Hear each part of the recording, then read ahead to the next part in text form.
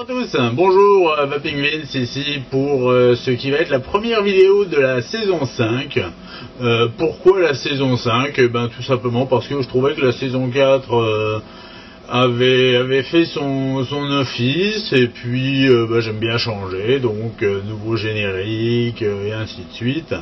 Vous noterez que le vapoteur en guerre est passé d'un vapoteur ordinaire.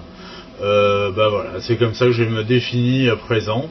Ce qui n'empêche pas que je suive l'actualité, que je milite activement pour la liberté de vaper. Je ne parodirai pas Florent Pagny, mais laissez-moi ma liberté de vaper. Simplement, voilà, c'est un petit changement tout simplement pour paraître aussi un petit peu moins agressif. Comme le disait Sun Tzu dans l'art de la guerre, si tu es faible, montre une force, si tu es fort, feins la faiblesse. Je feins la faiblesse, mais sachez que je suis fort et que je continue à militer activement. Je pense notamment à l'initiative européenne que j'ai signée. Alors au départ, c'est vrai que j'étais un petit peu réticent parce que laisser mon numéro de pièce d'identité, ce genre de choses, ça me gênait un petit peu. Et puis je me suis renseigné, j'ai regardé tout ça et en fait c'est safe, il n'y a pas de problème. Donc je l'ai fait, bien sûr, je l'ai signé, bien entendu, comme je signerai tout ce genre de manifestation. Bien, ceci étant dit, merci aux 1600 et quelques abonnés qui suivent cette chaîne. Ça me fait toujours chaud au cœur quand je vois ce chiffre exorbitant. Peut-être bientôt arriverai-je aux 2000. À ce moment-là, ce sera la fiesta. Bref, donc n'hésitez pas à vous abonner. Vous savez que vous avez la page Facebook sur laquelle je mets pas mal d'infos, et il y a bien entendu le site vapingvince.net sur lequel, pareil, vous retrouvez toutes mes vidéos, mais en plus classées par thème. Ce qui peut être plus pratique si vous recherchez quelque chose en particulier. Bref, aujourd'hui, setup du jour. L'Atomo muni du Kraken. Et vous noterez que le Kraken est muni d'un des petits drip-tips de Guillaume que j'ai reçu hier. Drip-tip en laiton, magnifique. C'est ce qu'on appelle un shorty parce que, comme son nom l'indique, il est tout petit. En fait, il fait 8 mm. Et en fait, je l'ai pris en laiton parce que, comme vous pouvez le voir, l'Atomo a le bottom cap, le top cap en laiton, et donc le petit rappel en laiton sur le drip tip fait pour moi un setup qui est joli, parce que, comme vous le savez, j'aime bien les setups qui marchent bien, mais qui aussi ont de la gueule. J'aime bien les beaux objets. Voilà, donc bien sûr, j'ai mon habituel Tintin sur moi. D'ailleurs j'ai remis la partie plastique du tank parce que c'était galère d'avoir tout en inox, c'était joli, mais je voyais pas où j'en étais au niveau liquide. Donc bon, bref, j'en ai profité aussi pour refaire le montage. J'ai fait un coil avec du silica pour essayer. Voilà. Donc l'Atomo, on va décrire tout ça pièce par pièce. Donc on va commencer par le bas. L'Atomo, alors l'Atomo, il existait à l'époque, quand je l'ai trouvé sur Fastech, qu'en 18500. Ok. Maintenant il existe aussi en 18350. Je l'attends avec impatience. Il est en transit. J'ai une petite tendance pour aimer les modes en 18350. Donc voilà. C'est un mode qui est sobre. La seule chose qu'il y a dessus, c'est un petit logo qui ressemble à un électron. Ok, il y a marqué Atomo, et sur le cul, on retrouve l'électron. Donc voilà. Aussi sobre que ça. Les trous des vents, en cas de dégazage de la queue, sont placés sur le haut. Ok, pourquoi pas, c'est un choix, c'est pas plus laid que ça. Switch magnétique, ça c'est sympa parce qu'il est d'une douceur, de la soie, c'est de la soie. Et l'avantage, c'est que, regardez bien, je vous le montre, c'est qu'en fait, vous voyez, il est inclus dans le corps, c'est-à-dire qu'il ne dépasse pas, donc il n'y a pas de vis de blocage. Par contre, bien entendu, on peut le poser sans qu'il se déclenche. Donc pratique. Point fort de cet Atto, son look. Moi je l'ai acheté essentiellement pour son look. Je vous parlerai pas de sa conductivité parce que je suis incapable de la mesurer, donc voilà. Le fait est que il est beau, les vis qui sont à l'intérieur. Alors vous voyez, je vais démonter le top cap. En fait, on se retrouve sur un système assez proche d'un système Chiyu, c'est-à-dire deux vis, une grande qui permet de régler le pôle positif pour aller avec la queue, et une petite qui permet de caler la queue de manière à pas jouer des maracas avec son mode quand on l'utilise. Donc voilà, les pas de vis sont très fins, ils sont très corrects. Vous voyez, là, je me galère un tout petit peu pour le trouver. Une fois qu'on l'a trouvé, ça va tout seul. Ils sont vraiment très fins, mais efficaces, très corrects. Je l'ai même pas passé à la graisse. D'habitude, je passe toujours un peu de graisse au graphite sur mes pas de vis. Celui-là, même pas. Donc, mode, si vous aimez bien les modes, on va dire élégants. Alors, en 18500 ou maintenant en 18350, il est même possible qu'il y ait un pack qui soit sorti avec les 3 tubes. Bon, le 18650 m'intéresse pas parce que voilà, mais le 18350, il est dans l'avion ou dans le bateau, je sais rien. Enfin bon, je suis ça de près, mais il arrive.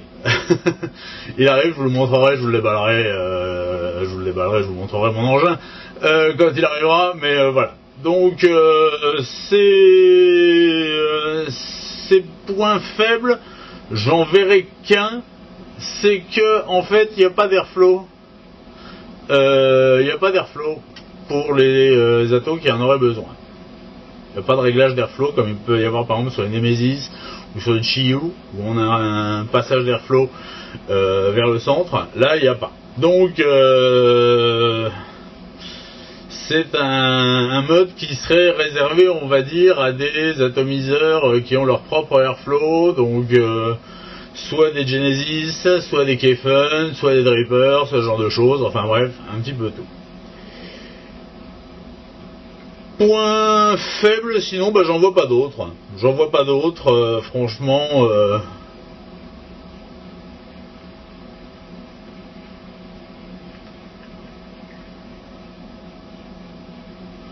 Ça va, il n'y a pas de problème, ça va super bien. Je trouve, mais alors là c'est peut-être une vue de l'esprit, pareil, j'ai pas les appareils de mesure nécessaires pour pouvoir le prouver, mais j'ai l'impression que dedans mes accus durent plus longtemps. Donc peut-être, je dis bien peut-être, est-il doté d'une meilleure connectivité. Sinon les matières, c'est de l'inox et du laiton. Voilà, les gravures sont très fines, mais suffisamment sobres, j'aime beaucoup. Alors bien sûr c'est un clone, l'original est fait par un modeur italien, je crois, qui s'appelle Gilles. Bon, vous connaissez ma position, on va pas revenir dessus, bref, voilà. Le Kraken, alors le Kraken. Le Kraken, normalement fabriqué par Vicious Ant.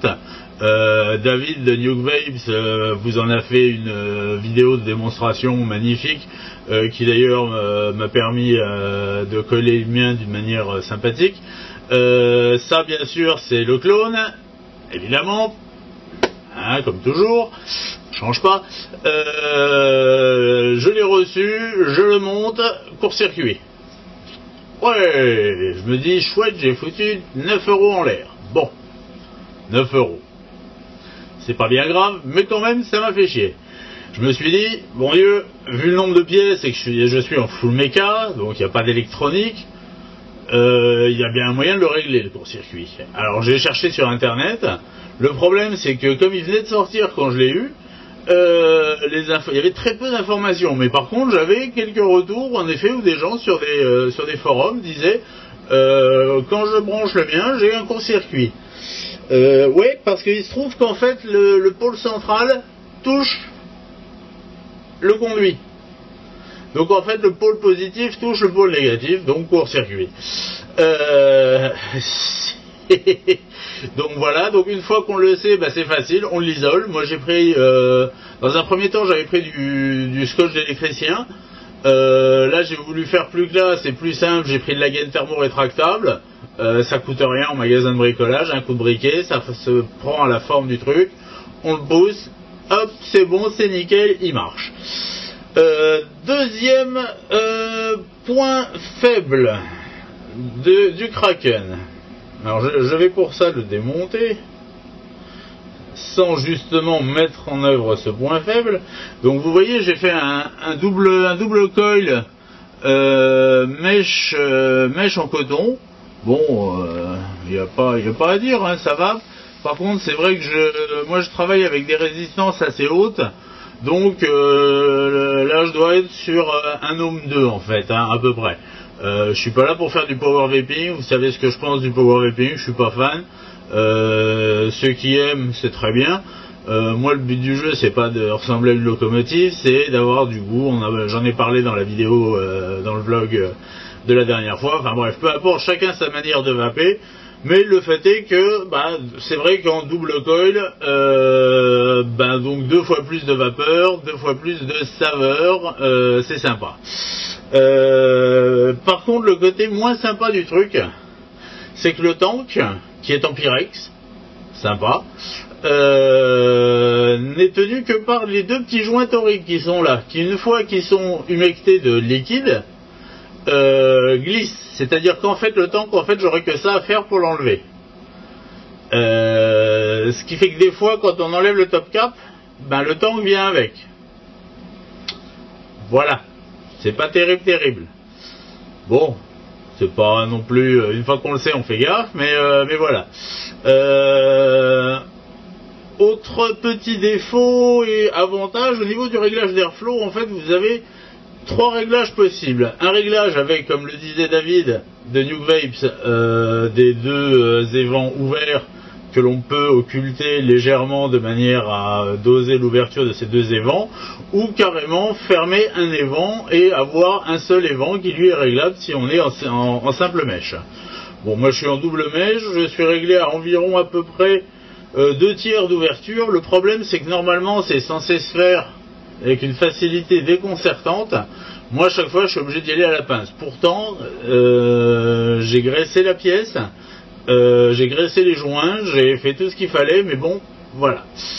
C'est le problème du clone, mais bon, on fait avec, hein, tout simplement, on fait avec. Ah, je suis dans le noir, je remets un peu de lumière, voilà. Donc voilà, en fait, au niveau des défauts. Pour finir, alors par contre au niveau de ses qualités, c'est que au niveau vape, c'est terrible, quoi, hein.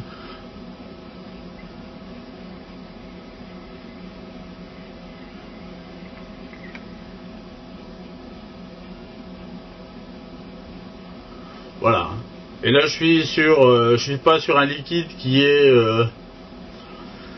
à la base censé produire beaucoup de vapeur. Je suis sur du Thunderstorm, un de mes préférés, vous le savez. Alors oui, je suis sur du Thunderstorm avec un Kraken, parce que un des défauts du Kraken aussi, c'est un peu comme une BMW ou une grosse Audi, vous passez à la pompe souvent. C'est-à-dire que le réservoir, si je vape bien, dans l'heure, il est mort. Il faut que je le remplisse. Alors heureusement je vais à un Vapero demain chez un de mes revendeurs favoris. Alors pour pas le nommer, c'est X-Store à Metz. Ici X-Store à Metz, X-Store c'est un autre de mes magasins favoris, mais ils vendent d'autres choses. C'est ici X-Store à Metz bien sûr, et ils vendent les liquides Vapodo, donc je ferai le plein. Donc c'est pour ça que j'ai pas peur d'en mettre dans mon Kraken aujourd'hui. Sinon, le drip tip. Alors le drip tip, bah, j'en ai parlé un petit peu sur la page Facebook. En fait, le drip tip, en fait, c'est du drip tip artisanal. Tenez, je vous le montre en gros plan. C'est du drip tip artisanal. Alors on peut voir que pour de l'artisanat, on est bien. Hein. Franchement, double joint torique, belle petite forme, petit rainurage pour ce modèle-là. Il y a plusieurs modèles. Guillaume qui les fabrique, il les fait en laiton, les fait en aluminium et en delrin noir et blanc. Moi je lui ai pris du laiton et du delrin parce que je n'aime pas comment dire le contact de l'aluminium avec les lèvres. Par contre, je sais que très prochainement il va recevoir de l'acier, de l'inox, et va les usiner en inox. Donc j'attends ce moment-là avec grande impatience pour lui passer commande. Je me souviens plus trop du prix des drip tips, mais on est aux alentours de entre 8 et 10 euros. Franchement, ça les vaut. Ça les vaut tout simplement parce que derrière il y a le travail d'un mec qui fait ça. Je pense pas qu'il fasse ça d'une manière professionnelle. Je crois qu'il fait ça à ses heures perdues. Je ne sais pas. Enfin, le fait est que franchement ils sont top. En plus, alors faut aimer le drip tip court. Moi j'avais avant le shorty qu'on trouve dans tous les shops de France et de Navarre, pour comparer avec celui de Guillaume. Voilà. Hein, c'est il y a bien 2-3 bons millimètres de moins. Il faut vraiment aimer avoir un shorty qui est court. Moi ce que j'aime beaucoup c'est que le trou est relativement fin. J'aime beaucoup, ça évite, ça concentre en fait la vape. Le contact en bouche est très bon. Le fait qu'il y ait un double système de joint torique fait qu'il tient parfaitement. Et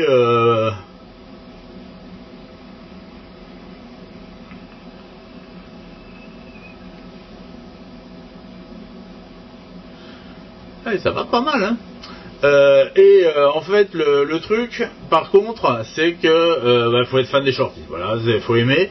À n'utiliser que sur des atomiseurs qui ne chauffent pas trop, parce que vous allez très vite avoir les lèvres en contact avec le haut de l'atomiseur. Je pense par exemple à un RSST. Ça va vite vous cramer la gueule. Hein, par contre, sur un Typhoon, sur un Kayfun, sur le Kraken, l'avantage c'est que comme le Kraken est quand même usiné dans la masse, on ressent quand même une certaine chaleur, mais c'est pas brûlant, donc c'est cool. Maintenant je suis sûr que sur un dripper, d'ailleurs je l'essayerai sur un dripper, j'ai un magnifique dripper couleur laiton, j'essayerai, faudra que je fasse un petit coil à ce moment-là, mais ça devrait le rendre super bien. Enfin voilà, un setup qui donc me donne, malgré certains de ses défauts, toute satisfaction, tant par son look que par ses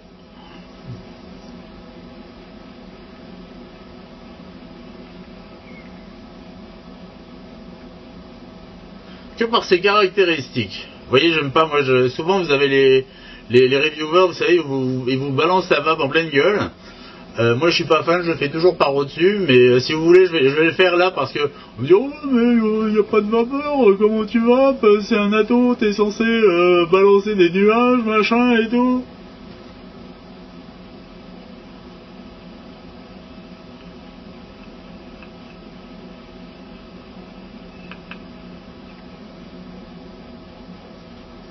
Voilà.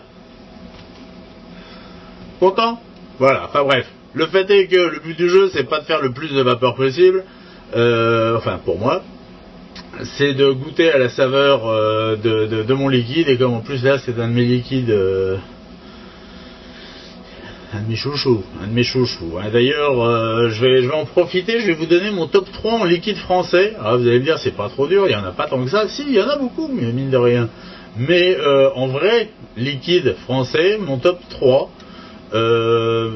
mais ils sont ex-aequo. Donc c'est les trois, je les mets sur le même rang. Il y a le Thunderstorm, il y a le Zen Blend et il y a le Brown Sugar. Donc je suis très content parce que ce sont trois liquides que je vais qualifier entre guillemets d'artisanaux parce que faits par des boutiques. C'est pas des liquides faits par une usine, mais conçus par une boutique ou par un fabricant. Et non pas une usine qui balance toute une gamme. Moi, pour cette interruption, je reviens. En fait, j'ai un ami qui est venu boire le café et m'offrir quelques croissants pour le petit déjeuner parce que on est tôt le matin et donc voilà. Donc j'en étais à ce superbe setup. Je pense que j'ai un peu tout dit dessus, hein, les biens, les pour, les contre. Très bel objet. Comme je le dis, j'ai hâte de le recevoir en 500 parce que là ça va être une tuerie absolue. Voilà quoi, un setup qui franchement, pour pas trop cher, vaut le coup. Les drip tips, comme je l'ai dit, adressez-vous à Guillaume, donc regardez sur la page Facebook, vous avez son lien, j'ai mis le lien de sa page Facebook. Il les fabrique par tournée, hein, il fait pas que ça à longueur de journée, donc voilà. Mais n'hésitez pas à lui dire que vous seriez intéressé. Et puis voilà. Sur ce, je vous souhaite une excellente vape. Moi la mienne.